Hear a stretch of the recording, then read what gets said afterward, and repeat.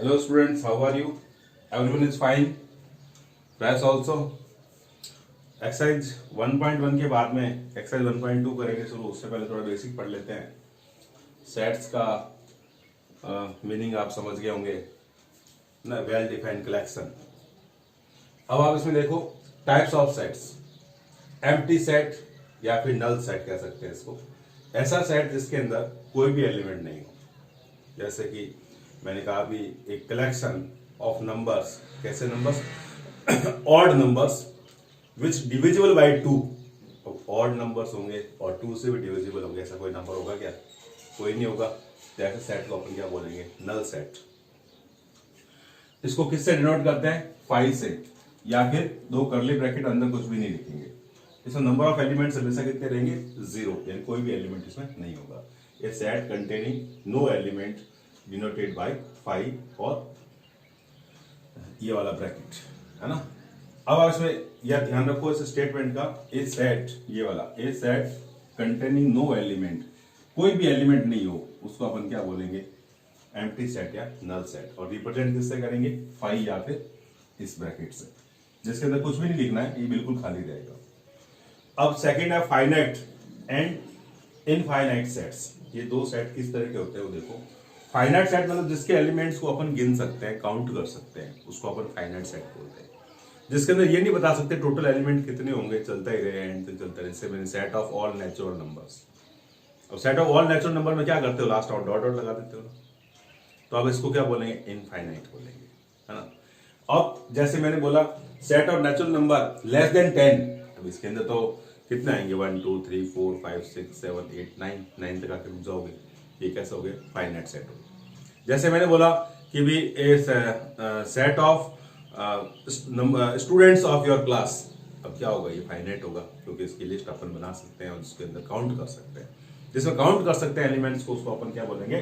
Finite बोलेंगे, otherwise उसको infinite बोलेंगे। A set is called finite if we can count the elements, otherwise it is infinite. ये दो तरह के सेट है। कॉपी करो फिर आगे करके। अब देखो order of finite set. The number of different elements in a finite set is called order. अब जैसे हमारे पास ए सेट है जिसके एलिमेंट्स कितने हैं? ए बी सी डी, सारे डिफरेंट है। वैसे अपन किसी सेम एलिमेंट को इसमें रिपीट भी नहीं करते हैं, डिफरेंट ही होते हैं इसमें एलिमेंट्स। फिर भी अगर कहीं ऐसा डेफिनेशन लिखनी हो तो अपन लिखेंगे the number of different elements in a finite set. Maths है ना, घबराओ मत, स्टेप टू स्टेप नॉलेज लो, बहुत इजी हो जाएगी आपके।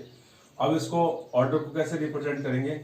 एन ए लिखो, इसका मतलब नंबर ऑफ एलिमेंट्स इन ए कितने हैं बताओ मेरे को? 4। इसी तरह से एन बी लिखना हो तो ये बी के अंदर कितने एलिमेंट है गिनो? 1 2 3 4 5 6 7 8। ये हमारे पास 8 हो गया, है ना। इस तरह से आप इसमें ऑर्डर ऑफ फाइनाइट सेट को समझ सकते हैं। इजी है, बस केयरफुली करते रहें, लिखते रहें। अब इक्विवेलेंट सेट। इक्विवेलेंट सेट का मतलब ये हो गया कि नंबर ऑफ एलिमेंट्स दोनों सेट की क्या होने चाहिए? इक्वल होंगे, तो उसको आप इक्विवेलेंट सेट बोलेंगे। Same number of distinct elements, number of elements in A and number of elements in B हो, इक्वल हो, तो अपन उसको क्या बोलते हैं? इक्विवेलेंट सेट बोलते हैं। लेकिन है ना, वैल्यू ऑफ एलिमेंट्स अलग हो सकती है, लेकिन नंबर ऑफ एलिमेंट्स क्या रहेंगे? सेम रहेंगे। इसी तरह से इक्वल सेट्स। इक्वल सेट में क्या होता है कि ए इक्वल टू बी लिखेंगे, और इक्विवेलेंट में क्या किया हमने? ये इक्वल कैसे बनाया? देखो आप, इक्वल नहीं है, इक्विवेलेंट है। इसको इस तरह से इक्वल सेट में A is equal to B होगा, यानी कि every element of A is member of B. तो ए के जितने भी एलिमेंट होंगे ना, वो सारे बी के मेंबर होने चाहिए, और बी के जितने भी एलिमेंट्स हैं वो सारे ए के मेंबर होने चाहिए। तो इस केस में अपन इक्वल सेट कह सकते हैं। इसी तरह से सिंगलटन सेट और यूनिट सेट है। इसमें क्या होना चाहिए? सिर्फ एक ही एलिमेंट होना चाहिए, यानी कि only one element in set. जैसे ए सेट है, इसके अंदर 5 एक एलिमेंट है, तो इसको सिंगलटन सेट या यूनिट सेट बोलेंगे। और बी एक सेट है जिसके अंदर एक्स एक ही एलिमेंट है। ऐसे बहुत सारे सेट हो सकते हैं जिसके अंदर एक ही एलिमेंट हो। जैसे एक एग्जांपल है कि आपके पास में set of even prime number. Even prime number में क्या आएगा? सिर्फ 2 आएगा। तो ऐसा सेट क्या होगा? सिंगलटन सेट होगा। आप इनके टाइप्स को अच्छी तरह से याद कर लीजिए ताकि आपके क्वेश्चन में कोई प्रॉब्लम नहीं हो। इसके बाद क्वेश्चन लेते हैं।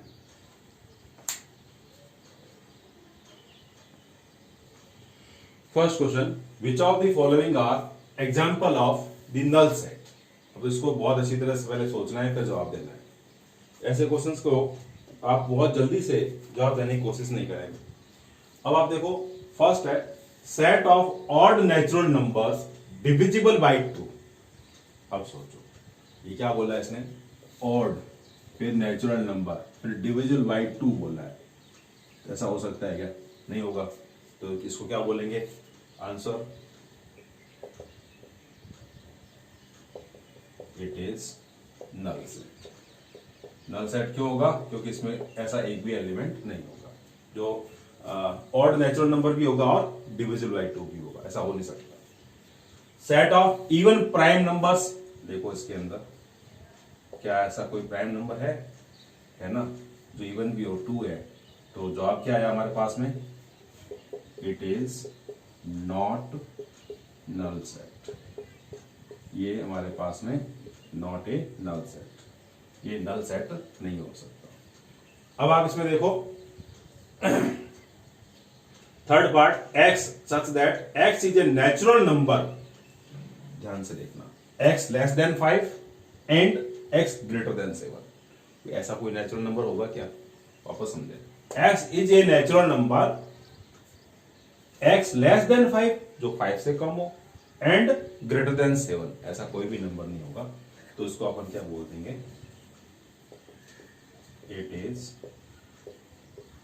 नल सेट। इसी तरह से आप देखो y is a point common to any two parallel lines. Parallel lines के बीच में कॉमन पॉइंट नहीं हो सकता, पॉइंट ऑफ इंटरसेक्शन नहीं हो सकता। इसको भी अपन क्या बोलेंगे? It is null set. थोड़ा सा सोच के लिखना होता है इसका जवाब।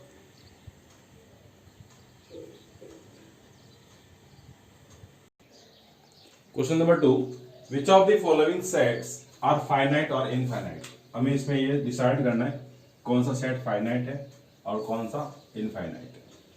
देखो भाई, the set of months of a year, तो उसकी लिस्ट मान सकती है, हम उसको गिन सकते हैं, इसलिए इसका आंसर क्या हो जाएगा? फाइनाइट होगा इनफाइनाइट? सोचो, फाइनाइट। सेकंड के अंदर 1 2 3 और डॉट डॉट डॉट किया हुआ है, एंडलेस है, इसलिए अपन इसको क्या बोलेंगे? इनफाइनाइट बोलेंगे। इनफाइनाइट सेट और फाइनाइट सेट। इसी तरह से थर्ड पार्ट में देखें, 1 2 3 एंड चलते चलते 100 पे आके रुक गए, जहां रुक जाते हैं जिसको काउंट कर सकते हैं, तो उसको अपन क्या बोलेंगे? फाइनाइट बोलेंगे। ये हो जाएगा finite set. The set of positive integers greater than 100, तो ग्रेटर देन 100 तो बहुत सारे होंगे, है ना, इसलिए अपन इसको गिन भी नहीं पाएंगे अपन, तो बोलेंगे infinite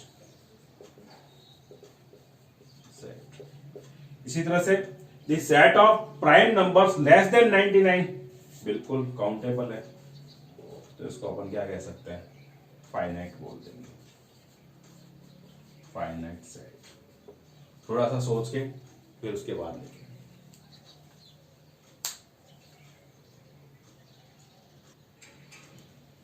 third question, state whether each of the following set is finite और इनफाइनाइट। अब स्टेटमेंट्स को पढ़ के आराम से जवाब देना है। The set of lines which are parallel to x axis, तो एक्स एक्सिस के पैरेलल तो बहुत सारी लाइंस हो सकती है जो काउंटेबल भी नहीं है, तो अपन इसको क्या बोलेंगे? आंसर क्या आएगा? जल्दी बोलो, इनफाइनाइट। इसी तरह से the set of letters in the English alphabet, तो ये तो फिक्स है ना, काउंटेबल है, इसलिए अपन इसको क्या बोल देंगे? Finite. The set of numbers which are multiple of 5, infinite हो जाएगा। सोचते रहे इसके अंदर। The set of animals living on the earth, ये भी फाइनाइट है।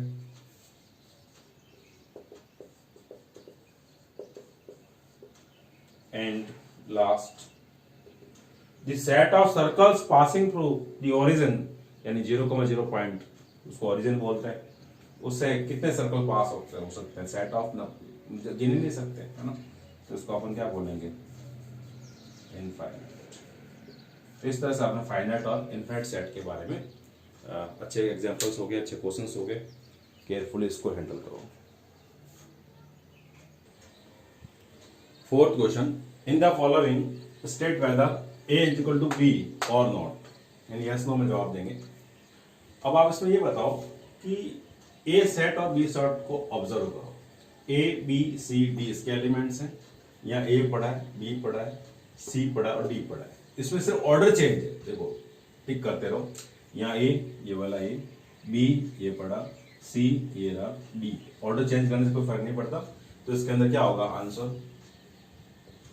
यस, क्योंकि पूछा ना ए इज इक्वल टू बी है या नहीं है, तो ए इज इक्वल टू बी होगा इसके अंदर। इसी तरह से सेकंड में देखिए 4 8 12 16, यहां पर देखो 4 पढ़ा है, ये रहा 8 12 इसमें नहीं है, हाँ? तो 12 नहीं है ना, तो कोई भी एक ऐसा एलिमेंट हो जो इसके अंदर है बट उसके अंदर अगर नहीं है तो उसको अपन इक्वल नहीं कह सकते, है ना। तो इसमें आंसर लिखेंगे नो। इसी तरह से ए में देखा 2 4 6 8 10, और यहां पर देखो इसमें सेट बिल्डर फॉर्म दे रखी एक्स सच दैट डॉट है, सच that x is positive even integer and x is less और इक्वल टू 10। तो अब आप इसमें देखो पॉजिटिव भी बोला है, इवन इंटीजर भी बोला है, और एक्स लेस और इक्वल टू 10 भी बोला है। तो 2 4 6 8 10 ये सेट बनेगा इससे, इसलिए मैं कह सकता हूं ए और बी क्या इक्वल है, यानी यस कह रहा हूं। यहां पर देखिए फोर्थ पार्ट इसका, x such that x is a multiple of 10, और b दे रखा है आपको 10 15, या 15 में प्रॉब्लम आ गई।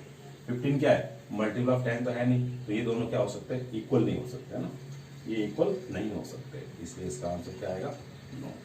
तो थोड़ा सा ऑब्जर्वेशन आपका बहुत शार्प होना चाहिए इसका।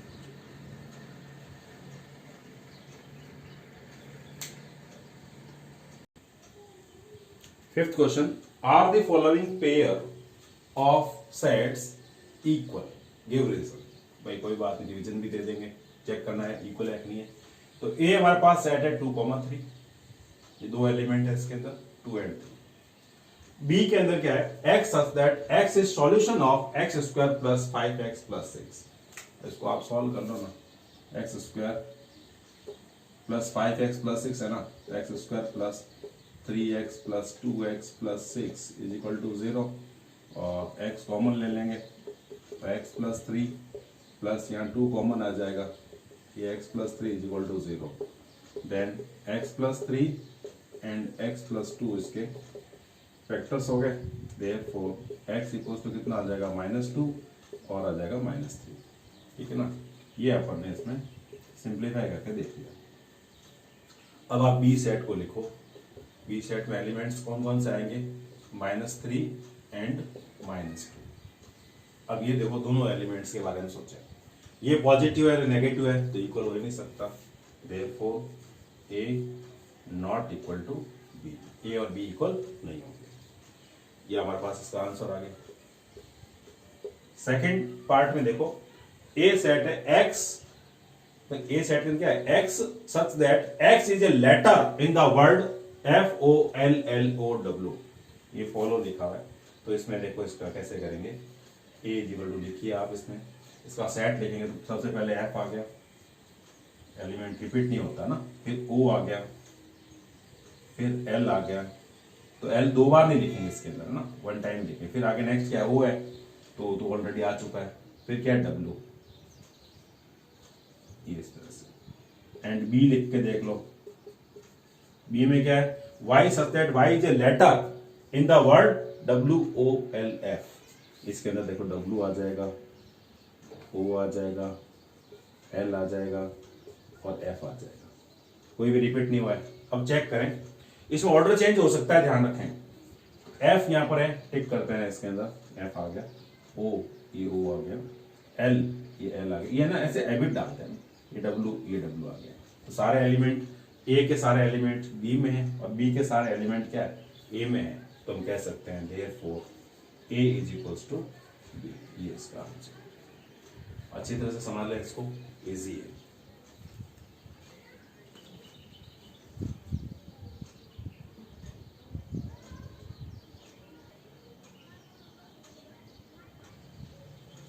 Six question, from the sets given below select equal sets. Equal sets देखने हैं, तो अब आप इसमें आपका ऑब्जर्वेशन बहुत शार्प होना चाहिए। यहाँ पर यहाँ बी और डी को देखो, यहाँ 1 है, ये 1 है, 2 ये 2 पड़ा, 3 है, ये 3, ये 4 है, 4। इसके सारे एलिमेंट इसमें है, इसके डी के सारे एलिमेंट बी में है, तो इसके आंसर में इसका ऑब्जर्वेशन बहुत शार्प होना चाहिए। B is equal to D आ जाएगा। एक तो ये आ गया।